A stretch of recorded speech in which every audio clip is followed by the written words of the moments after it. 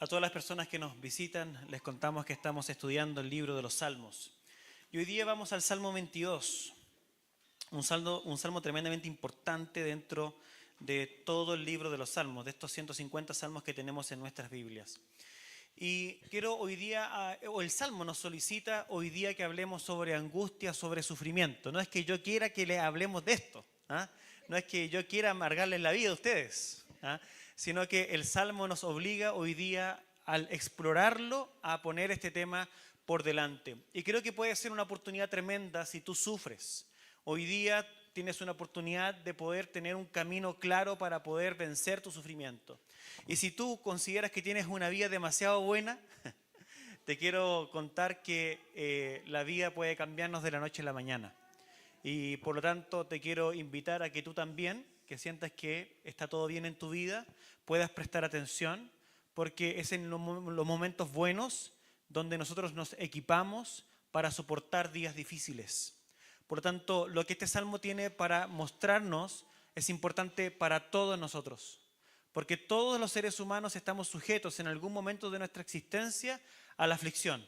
Aflicción que puede ser en tu caso presente o aflicción que puede ser futura. En cualquier caso, conviene prestar atención a la palabra del Señor. Y quiero abrir este salmo recordándoles un episodio conocido por todos, porque aunque no hayas leído la Biblia, alguna vez te viste alguna película de Jesús. Y en todas las películas de Jesús se nos muestra a un primo de Jesús llamado Juan el Bautista. ¿Han oído hablar de Juan el Bautista? ¿Sí? Y Juan el Bautista era un hombre de un carácter muy firme. Juan el Bautista es conocido por ser un hombre increpador, ¿ah? Un hombre que llamaba a multitudes al arrepentimiento, un hombre que no tenía pelos en la lengua, un hombre que no le importaba si estaba delante del rey, del príncipe o de la princesa. Él decía lo que estaba en su corazón y no le importaba nada. Bueno, producto de su carácter, ¿ok? Y de alguna forma de hablar las palabras de Dios, una persona fuerte en sus convicciones, dice la Escritura, y esto está registrado en Mateo, que él fue tomado preso, ¿cierto? Y en el calabozo donde él esperaba su sentencia, y por la Escritura sabemos que su sentencia fue morir degollado, él entra en una crisis. Él entra en una crisis existencial. Él, habiendo dicho de Jesús, este es de quien yo hablaba, porque dice la Escritura que cuando Jesucristo comienza su ministerio, él va a las aguas de Juan el Bautista para ser bautizado. Y Juan el Bautista dice de este hombre, este es de quien yo hablaba, de quien yo no soy digno de desatar la correa o la sandalia de sus pies. Este es el Hijo de Dios, este es el Cordero de Dios que quita el pecado del mundo. Este era Juan el Bautista, un hombre completamente consciente de su fe, un hombre completamente consciente de lo que creía, un hombre que tenía un fundamento sólido. Este hombre, con un fundamento sólido, en los últimos días de su vida, dentro del calabozo, cuando es visitado por sus amigos, él hace una pregunta. Y la pregunta que él hace es si realmente Jesús era el Mesías, el que había de venir. Entra en una crisis existencial. Y es de eso que va a hablar el Salmo 22. El Salmo 22 nos va a presentar una situación en donde un hombre, que es David, está aquejado por una angustia profunda que pone en jaque sus convicciones más profundas, su teología en...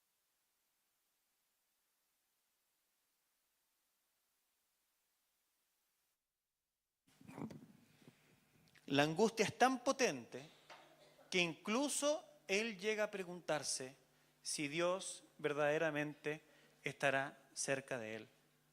La angustia del salmista es descrita en este salmo al punto de sentirse y verse como un gusano. Él encuentra y se ve a sí mismo sin valor. Él encuentra que no tiene nada para ofrecer y que realmente Dios tiene razones suficientes como para olvidarse de él y de su clamor, pues no vale nada. No vale absolutamente nada. Entonces, hay sufrimientos que no solo duelen, hay sufrimientos que te pueden desconcertar, hay sufrimientos que te pueden sacarte de tus cabales, que pueden incluso llegar a cuestionar las verdades que tú pensaste que nunca podían ser cuestionadas. Y hay cristianos que cuando son apretados en lo profundo, incluso llegan a momentos en donde se pueden preguntar, ¿dónde está Dios en esto? Y por eso yo hoy día quiero mostrarte una ruta para poder vencer la noche más oscura que tú puedas vivir en tu vida, la angustia más profunda. Y esta ruta la vamos a describir solamente con 3 movimientos. Y quiero describírtelos rápidamente para que luego podamos entrar en ellos. Lo primero que este salmo nos va a mostrar es que para poder vencer la noche de la angustia, la noche oscura en la vida, el periodo difícil que podamos vivir en nuestra carne, lo primero que nosotros debemos observar es que debemos reconocer cuando las certezas se ven amenazadas. Punto 1. Debemos reconocer cuando nuestras certezas se ven amenazadas. Segundo, debemos dudar de las certezas de la desesperación. Ya les voy a explicar de qué se trata esto. Debemos dudar de las certezas sobre las cuales se construye nuestra desesperación. Y tercero, debemos levantar la mirada y abrirnos a la adoración. ¿Qué tal si ustedes ahora leen lo que va a salir en la tele ahí para que nos aprendamos los movimientos de esta ruta de cómo vencer la noche oscura? ¿Ok? Vamos a leer juntos, ustedes en realidad, la primera. Lo primero que debemos hacer es...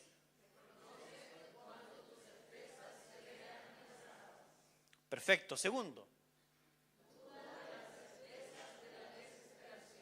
Y tercero. Perfecto, vamos a orar. Señor, sé tú con nosotros esta mañana y que tu palabra oriente nuestro corazón para aprender cómo es la vida contigo y a caminar de cerca, aun cuando nos sintamos amedrentados, aun cuando sintamos que nuestras confianzas más profundas se sienten amenazadas. Ábrenos nuestro corazón en esta mañana y que tu palabra penetre y nos ayude, Señor, a ser sólidos en nuestra fe en ti. En el nombre de Jesús. Amén. Vamos al Salmo 22, verso 1. Un salmo escrito nuevamente para el director del coro. Un salmo que David pone en manos del pueblo, para que el pueblo también pueda cantar la experiencia que él ha tenido como rey de Israel. Y lo primero que nosotros encontramos en el texto es que efectivamente debemos reconocer cuando nuestras certezas se ven amenazadas. Y David lo hace de manera contundente. El primer versículo, que resonará después en el Nuevo Testamento, pero primero nos vamos a detener en lo que históricamente significó en la vida de David y del pueblo, comienza así: Dios mío, ¿por qué me has abandonado? ¿Por qué tú, Señor, me has abandonado? ¿Por qué estás tan lejos de mi salvación y de las palabras de mi clamor? Dios mío, de día clamo y no respondes, y de noche, pero no hay para mí reposo. Todos nosotros tenemos una comprensión de Dios. Todos nosotros tenemos una expectativa de Dios. Todos nosotros esperamos caminar por los momentos oscuros de la vida y sentir a Dios muy cerca. Pero eventualmente puede ocurrir, y es lo que le está ocurriendo a David, que esa expectativa no se está cumpliendo. Él en su ser interior siente que Dios no está cerca como él espera que estuviera. Y entonces, él en esta situación caótica de tensión, en donde en su ser interior él piensa estas cosas, pero aún no las verbaliza, llega un punto en donde les pone nombre. Llega un punto en la vida de David en donde él se decide a expresar estas dudas existenciales y ponerlas sobre la mesa. Es de eso que se trata el primer movimiento. El primer movimiento para poder desbaratar la angustia, para poder desbaratar la desesperación, para poder avanzar cuando las cosas aprietan, es transparentar lo que pasa en tu corazón y ponerlo de manera explícita delante de Dios en oración. Eso es lo que está haciendo David. David clama, David se siente humillado, David se siente desechado, David se siente expuesto. Y lo que hace David cuando él expresa lo que le ocurre es no solamente expresar lo que piensa acerca de Dios, sino también cómo él se percibe delante de sus circunstancias.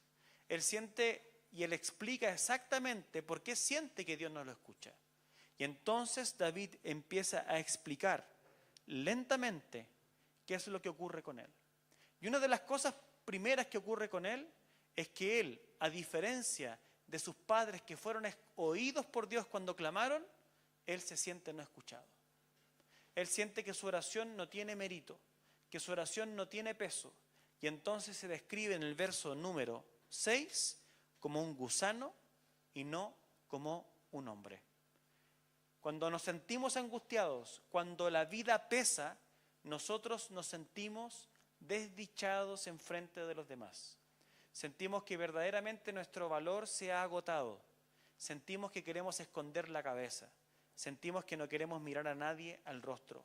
Sentimos que nadie es capaz de comprendernos. Nos sentimos menos que hombres, menos que mujeres. Y es así como está David. David se ve a sí mismo como el inferior de los animales, del punto de vista de lo que somos capaces de observar. Él se define como un gusano que se arrastra por el piso, porque yo soy gusano y no hombre. Soy oprobio de los hombres y despreciado del pueblo. Y entonces David empieza a explicar su situación externa. Él se siente así internamente, él se siente abandonado por Dios porque todo su alrededor está fallando, porque alrededor de él solamente ve enemistad. Entonces esta transparencia de lo que nos ocurre tiene también que ver con transparentar lo que pensamos de nuestras circunstancias. Y no es que esté bien pensar así, pero está mal ocultar cómo pensamos. De esto se trata lo que David nos está enseñando. No que él esté validando sus circunstancias, no que él esté validando a las personas que están oprimiéndolo y atacándolo, pero él necesita hablarle con nombre y apellido. Señor, esta persona me está atacando, esta persona me hace sentir vulnerable, esta persona me hace sentir como que mi vida se marchita, esta persona hace sentir como que no tengo más ganas de vivir. Y es lo que empieza a hablar David.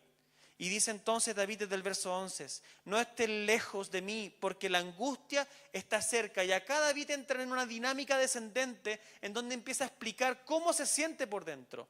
Y dice entonces, la angustia está cerca, pues ya no hay nadie que ayude, muchos toros me han rodeado. Y empieza entonces ahora a materializar la forma en que él ve a los demás.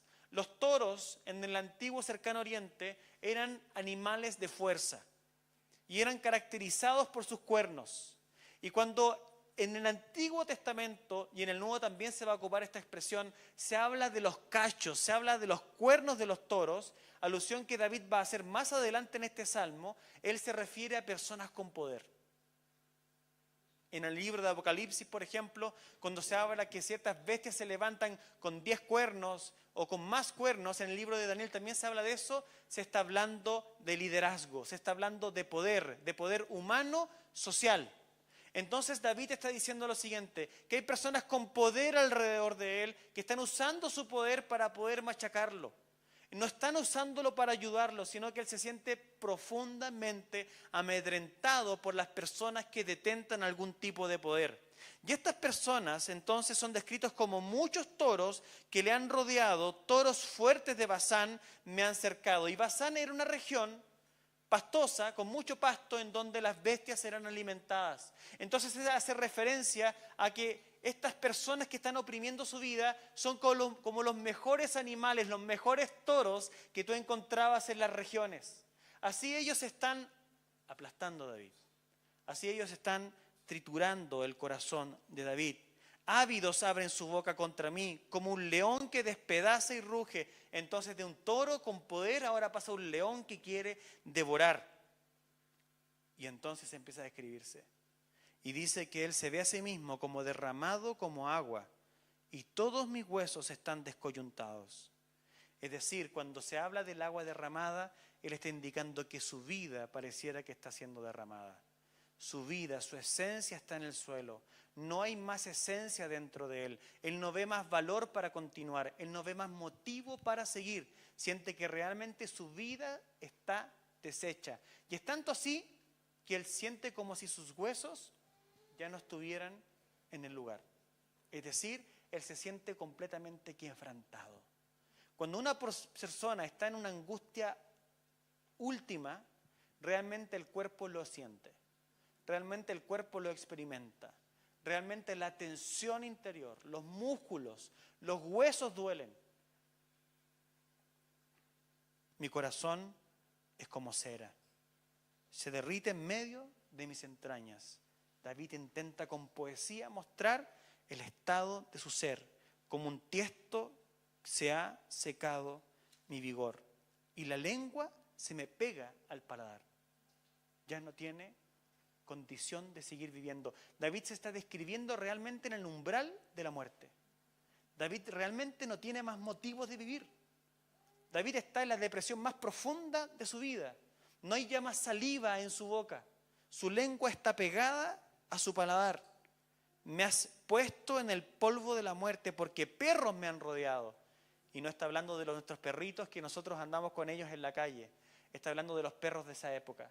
Esos perros callejeros, esos perros que devoraban todo, que andaban en la basura y que por hambre podían morder a cualquiera y podían destripar a cualquiera. Esos son los perros de los cuales él está hablando. Y no está hablando de los perros en sí mismos, está hablando de personas.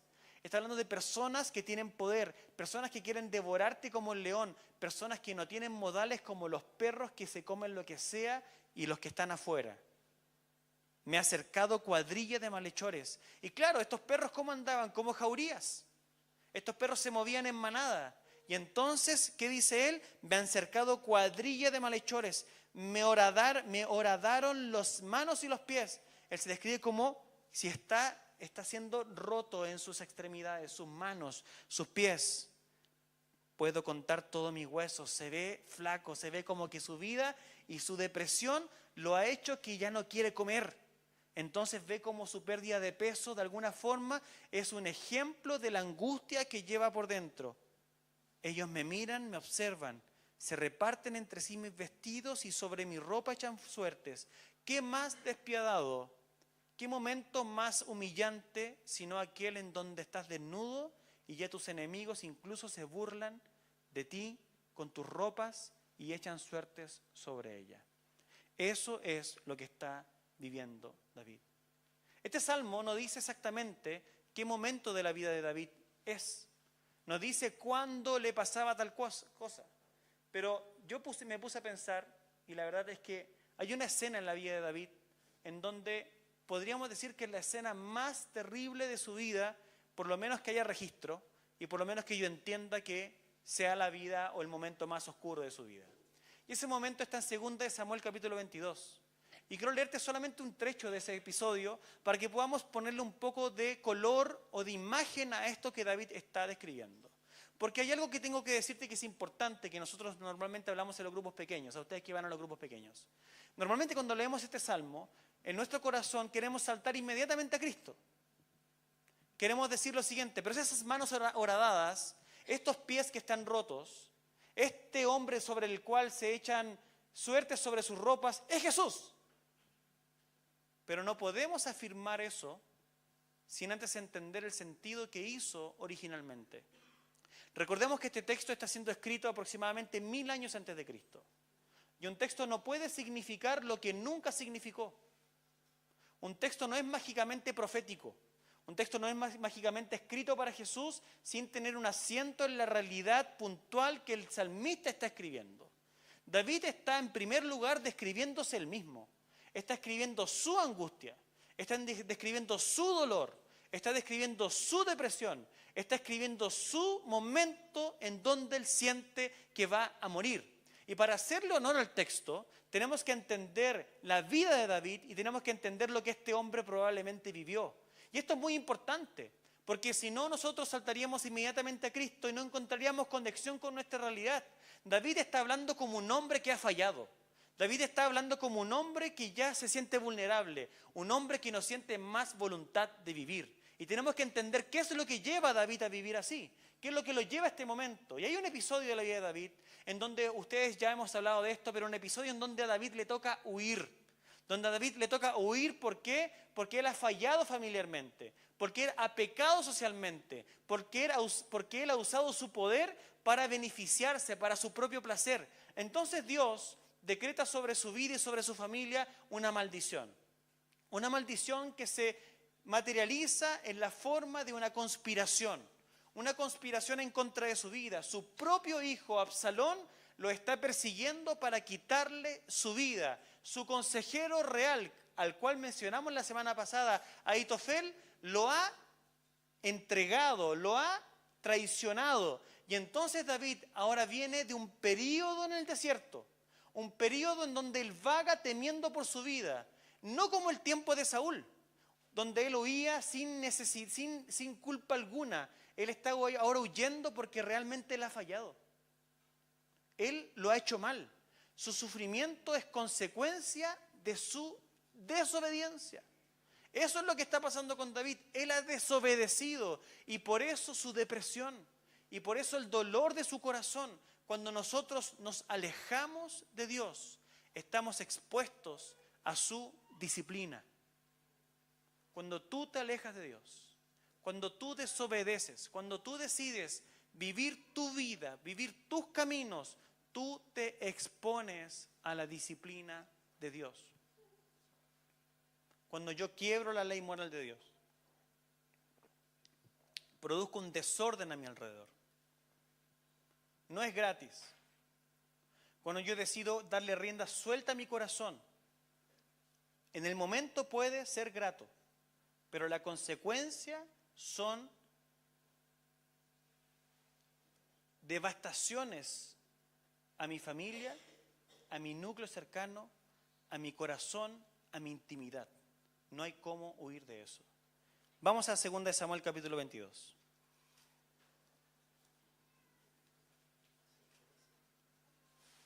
Segunda de Samuel capítulo 22.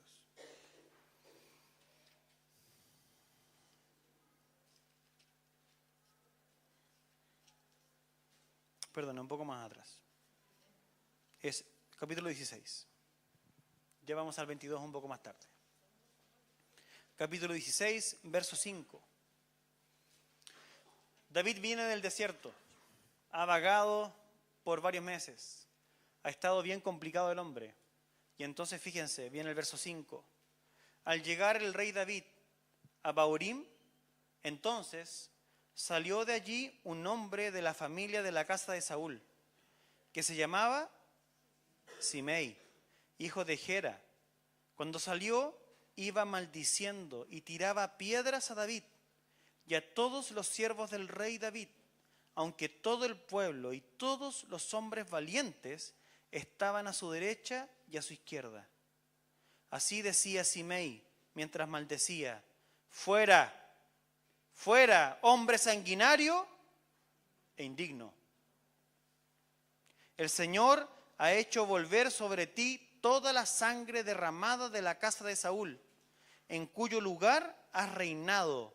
El Señor ha entregado el reino en mano de tu hijo Absalón.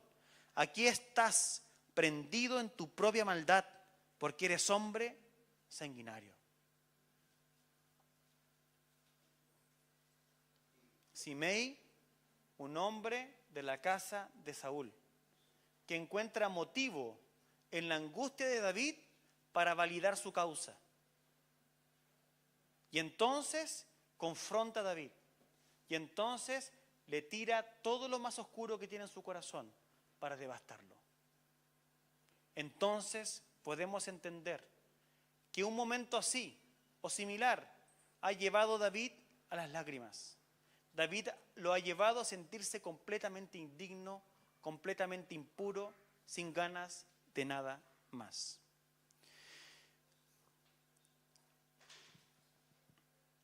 Cuando nos toca vivir periodos de angustia, a esto que llamamos poéticamente de noche, no siempre nuestra fe es destruida, pero a los que somos creyentes muchas veces nos confunde, muchas veces nos sacude, muchas veces nos amenaza y amenaza nuestras certezas. La noche intenta desordenar nuestras certezas. Y eso es lo que está manifestando David en este salmo. Sus certezas están en jaque. Él se siente profundamente abrumado. Reconoce tu vulnerabilidad. Ponle nombre a tu vulnerabilidad. ¿Pasas por un periodo de depresión? ¿Pasas por un momento en donde no entiendes bien tu realidad? Exprésalo de manera explícita. Paso número 1. Ponle nombre a tu dolor. No lo escondas. Vamos al movimiento número 2. ¿Se recuerdan? Número 2. ¿Qué dice ahí, Jorge? Duda de las certezas de tu desesperación. Aprende a dudar de las certezas de tu desesperación. Volvemos al Salmo 22, versos 3 al 5. Fíjense lo que dicen. Sin embargo, ¿qué afirma David acá? Tú eres santo, que habitas entre las alabanzas de Israel. En ti confiaron nuestros padres, confiaron y tú los libraste. Vienen cuando saltamos. Verso 9. Porque tú me sacaste del seno materno, me hiciste confiar estando a los pechos de mi madre. A ti fui entregado desde mi nacimiento, desde el vientre de mi madre, tú eres mi Dios. Continúa David clamando, verso 19. Pero tú, oh Señor, no estés lejos, fuerza mía, apresúrate a socorrerme. Sálvame, dice el verso 21, respóndeme. ¿Por qué esto es importante? Porque cuando nosotros estamos en crisis, realmente dudamos de todo. Pero cuando uno duda de todo, lo que más necesita es de un fundamento firme. Y David aprende a distinguir, aún en su angustia, que hay un fundamento firme del cual él no puede deshacerse. Y el fundamento firme es su fe. El fundamento firme es la persona de Dios y sus atributos. El fundamento firme es lo que Dios ya ha hecho en la historia. La angustia grita, pero David entiende que no es la única voz que existe en el escenario. Lo que siente no es lo único que es real. Hay una realidad que está fuera de él y que él tiene que mirar. Y de ese punto de vista, él necesita dudar más de sus sensaciones que de sus certezas. Por eso este segundo paso significa lo siguiente. Reconoce tu incertidumbre, pero cuando la reconozcas y la pongas encima de la mesa, reconoce también que esa incertidumbre es subjetiva. Y lo único objetivo que queda en ese momento es lo que Dios es, lo que Dios dice de sí mismo y lo que Dios ha prometido. Y allí tú tienes que agarrarte firme y tienes que subsistir. Tienes que ir hacia adelante. Hay un hombre llamado William Cooper. ¿Lo han oído hablar? ¿Quién ha oído hablar de William Cooper? Les voy a contar quién fue William Cooper. ¿Ok? William Cooper, un hombre que vivió por ahí por el 1700. Déjenme ilustrarles con esto. Porque muchas veces nosotros pensamos que los cristianos no debiesen pasar por momentos de depresión. Pensamos que los cristianos son personas intocables. Personas que no debiesen angustiarse demasiado. Personas que incluso, miren lo que voy a decir acá, que incluso no debiesen atentar en contra de su vida. Déjenme hablarle de William Cooper. William Cooper nació en 1731. Su padre era rector de la iglesia del pueblo y el capellán del rey Jorge II en Inglaterra. Su madre murió cuando él solo tenía 6 años. Esta muerte de su madre a los 6 años lo devastó. Le provocó un profundo vacío en su niñez. Él fue enviado a un internado en Bedfordshire y más tarde estudió en el Westminster School entre los 10 y los 17 años. Era un hombre inteligente, era un hombre que le iba bien, un hombre que estudiaba rápido, un hombre con grandes títulos y con reconocimiento social. Sin embargo, ese reconocimiento social y esas virtudes que él tenía para él no significaban gran cosa. Él sentía dentro de él, se veía a sí mismo como un gusano efectivamente. En 1763, cuando él tenía ya 32 años, estaba por asumir un cargo que le habían ofrecido, el cargo de secretario del Parlamento inglés. Para los ojos de muchos de nosotros, ¡wow!, la vida realizada. El hombre ha sido reconocido, está cosechando los frutos de su esfuerzo. Pero era tanta su desazón interior, era tanta su desestructura emocional, su desestructura racional también, que esta información cuando le llegó, más que alegrarlo, lo enterró. Le vino como una mala noticia. La presión que eso le provocó hizo que él llegara a un colapso mental severo. Y por 3 veces él intentó suicidarse. Por 3 veces él intentó suicidarse. Producto de esto, este hombre fue trasladado a un manicomio, al asilo mental del pueblo, en un estado deplorable como un gusano frente a los demás. Así él se veía. En diciembre de 1763 fue llevado a este asilo, St. Albans, y allí fue atendido por un doctor. Ahí es donde empieza a amanecerle la vida a este hombre, un doctor cristiano. Su nombre era Nathaniel Cotton, un médico y creyente evangélico que lo acompañó con mucha paciencia, con mucha esperanza. Parece que la historia indica que este médico dejó una Biblia por ahí encima para ver si él se encontraba con ella. Y un día, efectivamente, durante su permanencia en este asilo, Cooper leyó la historia de Lázaro en Juan capítulo 11. Se encontró la Biblia botada, la empezó a abrir, se encontró con el relato de Juan capítulo 11 cuando Jesús resucita a Lázaro. Y luego de eso incluso fue llevado a Romanos 3:25, en donde se habla de la muerte expiatoria de Jesús. Él dice que cuando encuentra estos pasajes, encontró tanta simpatía de Jesús por aquel que sufre, que se encontró profundamente tocado. Y allí descubrió su fe en Cristo como una visión de la suficiencia de la expiación. Así él escribe en su libro. Entendí a través de estos textos la suficiencia de la expiación. Su vida entró en un momento distinto. Él se convirtió al cristianismo y abrazó la fe. Su estado mental empezó paulatinamente a mejorar. Y la amistad con Nathaniel, su médico, empezó a fortalecerse y él decidió por su propia voluntad permanecer 1 año más en el asilo para poder fomentar su amistad. En 1767 comenzó la relación más importante de su vida. Conoció a un hombre que también ustedes debiesen conocer. En algún momento hablé sobre él y me equivoqué hasta del nombre, dentro de hablando rápido. Era John Newton. ¿Se acuerdan que le dije Isaac Newton hace unos años atrás? Y ahora todos se acordaron, ¿no? Estaba hablando rápido y dije Isaac Newton. Todos estaban pensando en la manzana. No, este es John Newton. John Newton, un pastor de Inglaterra. John Newton, un hombre que fue esclavista, un hombre que también su madre murió a los 6 años. Y este hecho hizo que William se identificara mucho con John. Por tanto, forjaron una amistad. John Newton en esa época ya era pastor de una iglesia, pero su pasado era tan cruel como el pasado de William. Perdió a su madre temprano y entonces tuvo que irse a trabajar con su padre al océano, traficando esclavos o comerciando esclavos, porque en ese tiempo era legal todavía, comerciando esclavos. Pero el Señor rescata a John Newton de esa situación, lo convierte. Todos sabemos que el himno más famoso de él es Sublime Gracia. Y ellos forjan una amistad, John Newton con William Cowper.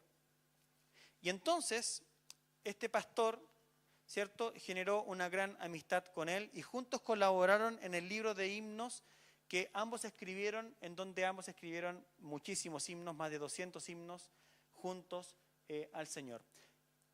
John Newton descubrió que William era una persona altamente vulnerable y que él tenía una tendencia muy rápida a la depresión. Entonces John Newton se hizo el tiempo de poder pastorearlo y acompañarlo. Cuenta la historia que John Newton, cuando se encuentra y sabe que William tenía este problema, él lo adopta y lo invita a que sea su compañero de visitación en la iglesia. Así que en esa época se tomaba el caballo, ¿cierto?, y se partía a visitar, así que ambos iban a visitar a la gente y de esa forma John cuidaba a William. John Newton encontró que él tenía un talento con la escritura y que él era un artista desde el punto de vista de escribir poemas, así que empezó a incentivar a William para que escribiera y entonces nace este proyecto de que escribieran un himnario juntos. Y entonces lo hacen. Pero la depresión de William no se iba. Su tendencia a volver a estar mal continuaba. John Newton lo ayudaba, pero él tenía una tendencia a estar mal. Tenía periodos de tranquilidad, pero luego de estos periodos de 6, 7 años, él volvía a sentirse menoscabado. Hasta que llegó un momento en donde él tuvo un sueño, en donde él tiene un sueño fatal que él describe, en donde él escucha una voz indicándole que él no podría levantarse mal y que él estaría como condenado a sentirse deprimido en su vida. Este sueño le jugó muy en contra a él y realmente pasó por periodos muy malos. Y entonces, después de ese sueño, él decide de nuevo atentar contra su vida. Y lo hace por una tercera y por una cuarta vez. El Señor no se lo permite, así como providencialmente lo había rescatado anteriormente, aquí nuevamente le impide que él se quite su vida. John Newton ya había salido de la ciudad, estaba pastoreando en otro lado, pero ya se mandaban muchas cartas. Y entonces empieza una época en la vida de William muy productiva. Fueron 6 años en donde él produjo muchos himnos que se cantan en todo el mundo del día de hoy. Y luego de esos 6 años, él vuelve a intentar quitarse la vida. Hasta que 4 años más tarde, efectivamente, muere. Nadie sabe muy bien, digamos, si murió estando con el ánimo arriba, digamos, o estando deprimido. Pero ¿por qué estoy citando esta historia? Porque una de las cosas que nosotros aprendemos y que John Newton le enseñaba mucho a Williams era a dudar de sus dudas, a dudar de sus sentimientos, a dudar de su condenación, a dudar de la forma en la cual él definía su vida, a dudar de la forma en la cual él decía que se percibía y cómo él se autodescribía. John Newton le decía a Williams: construye tu identidad desde la palabra. Y eso es lo que David está haciendo. David está en una situación caótica de su vida, pero ¿dónde él se afirma? Él no deja de expresar lo que siente, pero acompañado de aquello, David dice: Dios mío. Y luego, ¿por qué me has desamparado? Pero primeramente, Dios es su Dios. Dios, tú fuiste, y él hace una lectura de su vida, él se siente como un gusano, pero ¿qué es lo que hace? Señor, tú fuiste quien me sacaste del seno materno, me hiciste confiar estando en los pechos de mi madre, es decir, Señor, si tú me cuidaste cuando yo fui un bebé, entonces yo debo entender que estar vivo hoy día tiene un propósito para mí. Eso es lo que está haciendo David. No es pensamiento positivo. Es pensamiento providencial, entender que el Dios del pacto está sobre tu vida y tiene un plan sobre ti y tú debieses definirte a partir de ese pacto y de ese plan. Eso es lo que todos los creyentes debemos hacer. Debemos superponer la palabra de Dios a nuestras emociones. Nuestras emociones son secundarias. Nuestras emociones deben humillarse ante la palabra revelada de Dios. Y eso es lo que está haciendo David. Y ese paso es el que hace que David pueda vencer la noche y la angustia. Y eso es lo que nosotros debemos aprender a hacer. Nosotros debemos aprender a humillar nuestra tristeza, a decirle a nuestras emociones, tú no eres nuestro Señor, tú no eres mi Señor, te someto a mi vida espiritual, te someto a lo que Dios dice de mí. Cuando tu carne, cuando tu ser quieran dejarla embarrada, quieran salirse con la suya, quieran destrozarlo todo, quieran destrozarse a ti mismo, tú debes reconocer y humillarte y decir, Señor, tú eres mi Dios. Señor, tú eres mi Dios. Y aquí estoy angustiado, pero tú no has dejado de ser mi Dios. Fortaléceme, Señor, en ti. Restáurame, respóndeme. Por eso, duda de las certezas de tu desesperación. La desesperación puede hablarte en un tono absoluto, pero la desesperación para un creyente no tiene autoridad final. Vamos al tercer movimiento. Fíjense que este salmo tiene una bisagra, pero clarísima. Y esa bisagra está en el verso 21 al 22. ¿Qué dice el verso 22? Hablaré de tu nombre a mis hermanos. En medio de la congregación te alabaré. Los que temen al Señor, alábenlo. Y esto es espectacular. Porque David llega a un punto en donde al parecer las cosas no han cambiado, pero llega a un punto en donde en medio de su angustia, está acongojado, empieza a expresar todo lo que siente, empieza a apoyarse en las verdades absolutas de la palabra, y desde allí él ve un destello de luz que lo ayuda a salir de su propia oscuridad y a mirar al Señor. Y cuando él mira al Señor, él se atreve a hacer algo. Él se atreve a cantar. Él se atreve a cantar. Vean ustedes que el diseñador del Salterio nos ha puesto este Salmo 22 a propósito acá. Porque antes del Salmo 22 nosotros leímos sobre un rey. ¿Se acuerdan? Un rey que era oído. Un rey que tenía seguridad. Un rey que tenía vida. Un rey que era victorioso. Y David en este salmo, el Salmo 21, le enseña al pueblo una verdad indestructible que es para todos nosotros. ¿Cuál es la verdad? Ya que el Señor reina, ya que su trono es inabalable, es inconmovible, el pueblo tiene razones para cantar, aunque alrededor pareciera que las cosas no cambian. Y entonces David en este salmo empieza a aplicar lo que él enseñó en el Salmo 21. Y entonces empieza a ver sus circunstancias que están apretando, pero él dice lo siguiente, es como que en otro salmo dijera, alma mía, alaba al Señor y no olvides ninguno de sus beneficios. Es como que ahora David se para con autoridad espiritual, se para con madurez espiritual y él empieza a mirar sus circunstancias y empieza a someterlas ¿a qué? A la visión de Dios entronizado. Y empieza a cantar por su bienestar, empieza a cantar por su victoria. Y eso es lo que está acá. David pasa de la angustia, ¿a dónde? A la adoración. De la angustia a la adoración. Esto es maravilloso, porque se levanta la mirada. Y levantar la mirada significa no leer toda la historia de tu vida solo desde la herida. Por favor, vuelvan a 2 de Samuel. Regálenme 5 minutos más para terminar este mensaje y explicarles algo que cierra todo muy bien. 2 de Samuel. Hemos leído el capítulo 16, parte de él. Parte de la historia en donde David estaba pésimo, donde se perseguía su vida, donde su hijo quería asesinarlo. El tiempo pasa, Absalón muere, Ahitofel se quita la vida. El reino de David vuelve a sus manos. Y entonces fíjense lo que pasa en 2 de Samuel, capítulo 20. 22, perdón. 22. Voy a leer solo el comienzo. Pero fíjense cómo David ahora es capaz de levantar la mirada. 2 de Samuel 22. David habló las palabras de este cántico al Señor.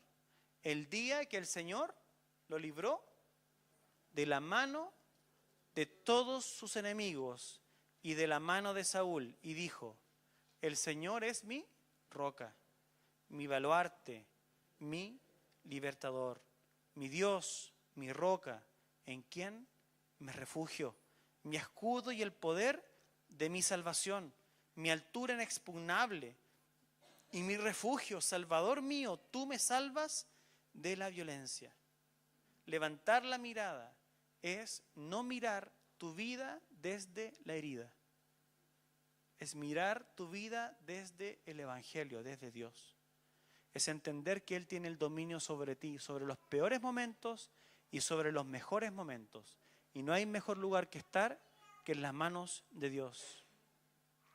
Y entonces, ¿qué significa eso para nosotros, hermanos? Significa que nosotros también tenemos que levantar la mirada. Porque si nosotros miramos la historia de la Biblia, nosotros vamos a encontrar que el sufrimiento está presente en la vida de cada uno de los justos, en cada una de las personas que decidieron confiar en Dios. Y la historia de la revelación comienza con una historia fatal, la historia de Abel. Cuando Caín lo mata por su egoísmo y por su comparación con él del favor que había en su favor, del favor de Dios en favor de su hermano. Y Abel derrama su sangre y muere a manos de alguien que lo envidiaba. La vida de los justos, la vida de los creyentes está continuamente expuesta. Esto es súper importante. Tú avanzas en la historia y encuentras a José. José, un hombre que es entregado por sus hermanos y tiene años viviendo en una cárcel, a la expectativa de lo que Dios haría con él.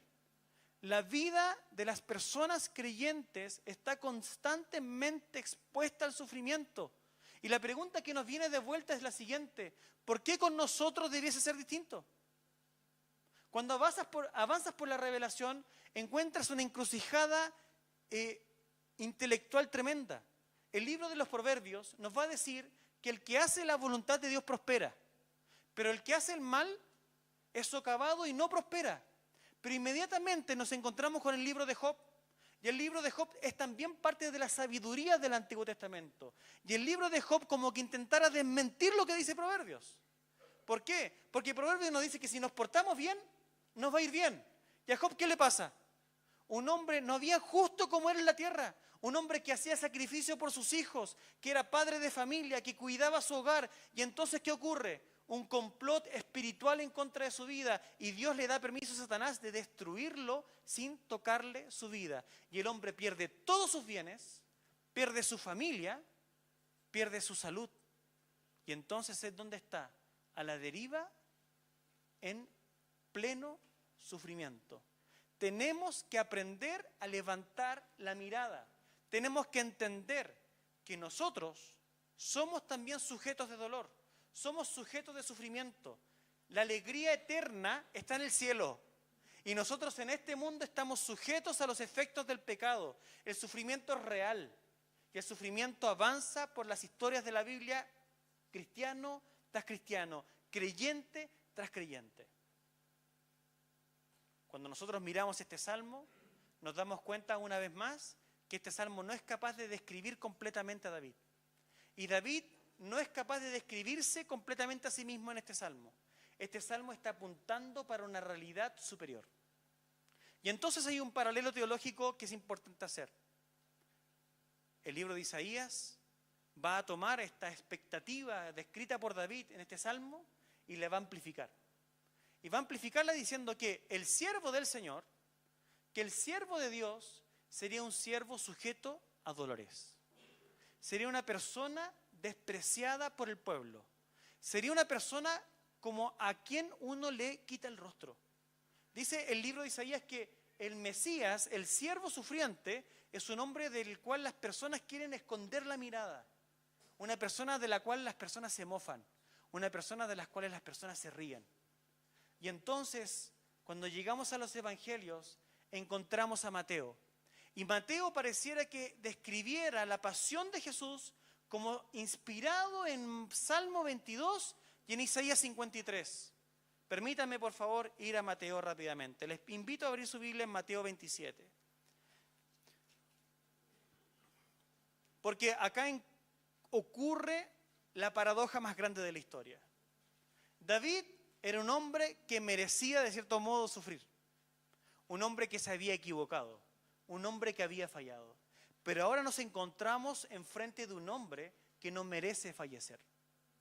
Nos encontramos delante de un hombre justo, delante de un hombre santo, un hombre que no tiene ninguna razón por la cual debiese ser atormentado. Y este justo es descrito acá en Mateo 27. Vamos rápidamente porque quiero mostrarles cómo lo hace Mateo. Mateo dice lo siguiente. Cuando llegaron a un lugar llamado Gólgota, 27:33, que significa lugar de la calavera, le dieron a beber vino mezclado con hiel. Pero después de probarlo no lo quiso beber. Y habiendo crucificado a Jesús, se repartieron sus vestidos echando suertes. Lo que para David era una figura de lo que vivía, para Jesús es una realidad.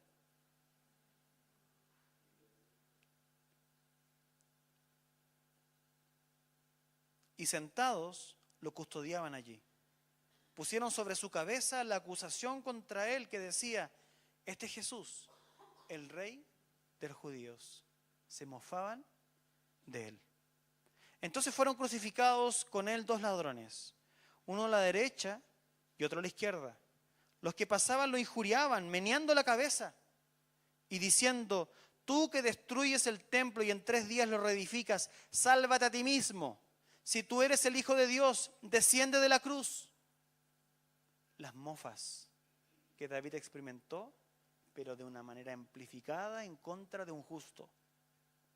De igual manera, también los principales sacerdotes, los toros de Basán, los leones, los perros, están aquí en el texto. Con sus cuernos, están aquí. Los sacerdotes, junto con los escribas y los ancianos, los sacerdotes, los escribas, los ancianos, como si hubieran 3 clases de opresores, como si estuviesen los toros, los leones y los perros. Burlándose de él decían: a otros salvó, a él mismo no puede salvarse. Rey de Israel es, que baje ahora de la cruz y creeremos en él. En Dios confía, que lo libre ahora si él lo quiere, porque ha dicho: yo soy el Hijo de Dios. En la misma forma lo injuriaban también los ladrones que habían sido crucificados.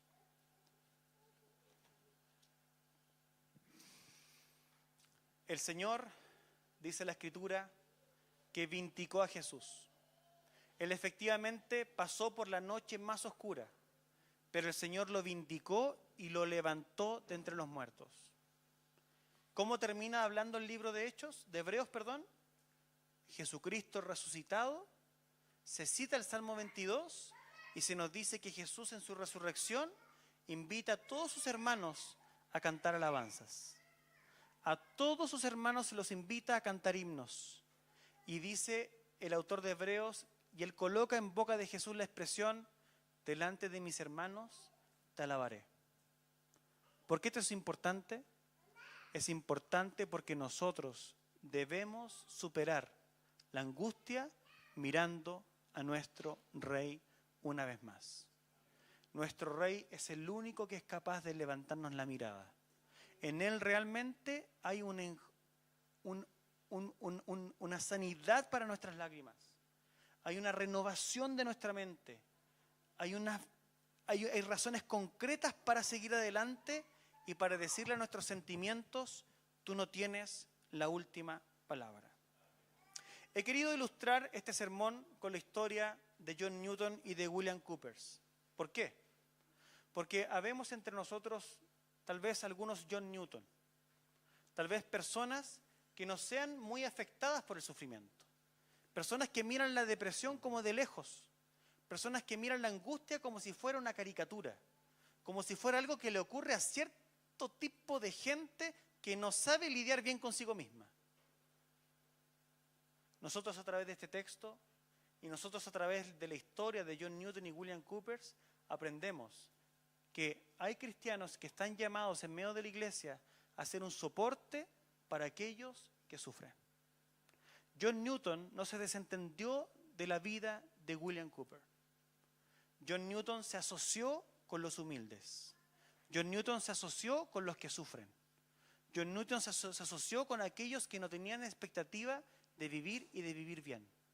Si tú te consideras a ti mismo una persona más o menos estable emocionalmente, tú tienes un llamado pastoral para acompañar a aquellos que sufren.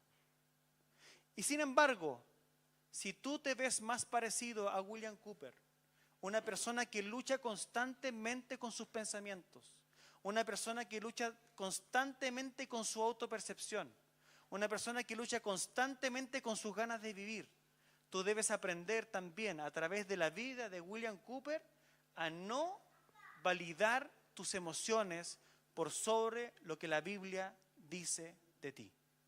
Yo quiero invitarte esta mañana a que tú te puedas refugiar en aquel que enfrentó la verdadera noche de la angustia, que es Jesucristo. Jesucristo es tu hermano mayor. Jesucristo te invita a unirte con Él en su canto. ¿Te sientes devastado eventualmente? ¿Te sientes sin esperanza? Debemos aprender a alzar nuestra voz en alabanza. Y mientras eso se hace, Dios promete responder con su bendición. En medio de la congregación habita el Señor, en medio de sus alabanzas. Yo te quiero invitar en esta mañana ya o tarde a que levantes tu mirada hacia Cristo y que tú puedas leer tu angustia dentro de la historia de Dios. Tú eres su hijo, Él te ha redimido y tú tienes esperanza en Él. Diga el pobre, rico soy. Vamos a orar. Señor, nosotros agradecemos tu palabra, porque tu palabra no desmiente ni echa por tierra la verdad de que las personas sufrimos. Tu palabra se hace cargo del sufrimiento y se hace cargo de la manera más potente con la cual se podría hacer, que es a través de la encarnación. Tú enfrentas el sufrimiento encarnándote en una persona y sufriendo nuestro dolor en favor nuestro. David merecía el oprobio, Jesucristo no. Y nosotros nos escondemos en Él y buscamos su protección y buscamos su ánimo para enfrentar los momentos difíciles de nuestra vida. Ayúdanos, oh Dios, y te pido por los hermanos y hermanas que sufren, que luchan en contra de pensamientos destructivos, que han intentado una y otra vez quitarse la vida. Te pido por ellos, te pido por los hermanos y las hermanas, te pido que tú pongas aliento y esperanza dentro de su corazón. Yo te pido que las palabras de Jesús para ellos sean más importantes que sus propios pensamientos y sus propios afectos. Y que estas palabras de Jesús puedan a ellos hacerlos levantarse. Levantar la mirada y decirse a sí mismo, yo cantaré al Señor. Yo cantaré a mi Dios mientras viva. Mi promesa y mi vida está en Él, en su promesa, en su presencia. Así, Señor, que seamos edificados en tu nombre. Amén.